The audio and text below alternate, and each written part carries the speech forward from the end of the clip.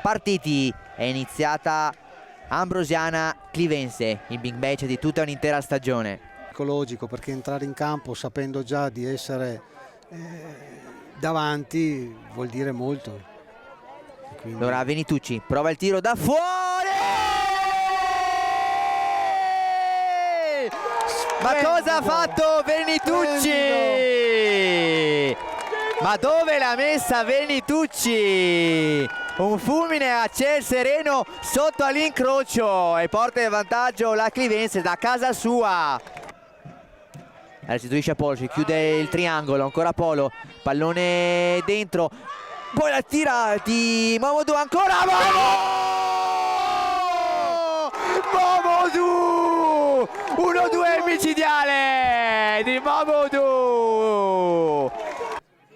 Vai Richello, Spiazzi rinvia, palla che rimane lì, poi arriva Kocic, la conclusione murata, arriva Tobanelli, no. Ottima posizione, tiro centrale, può farlo suo Spiazzi, pallone centralmente per Maffezzoli, campo di spazio, attenzione, Maffezzoli allarga il tiro, para Pavoni centrale, poi Tobanelli allontana, arriva però Bianchi, pallone ancora in avanti per l'Ambrosiana, traversone dentro e ancora Pavoni a metterla giù e a chiudere tutto. Venitucci, un po' di spazio, è libero, cercare Richello, pallone preciso, mette giù Richello, entra in area, Richello sul sinistro, il tiro, para Spiazzi, grande occasione qui per la Clivense, pallone in verticale per Polo che si è accentrato, Polo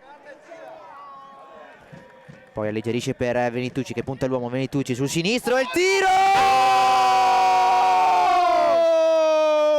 È impazzito Venitucci, altro Eurogol, ha fatto tutto lui, un altro golasso.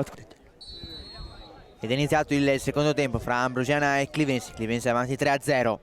Saranno delle scelte di Allegretti di rinforzare. Pallone dentro dall'area, attenzione, la paratona di Spiazzi. Sembrava gol. Sì, proprio sulla linea. Tutti davanti a Pavoni, pallone dentro, proprio direttamente in porta. Ottima la chiusura, non si fa sorprendere il numero 1 Clivense.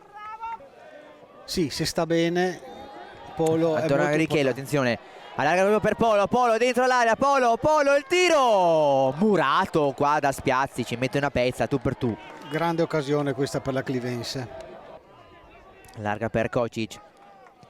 In avanti a cercare Antenucci, pallone precisissimo, lo stop di Antenucci, Antenucci mette due avversari, Antenucci, il tiro, palo, ma non ci credo.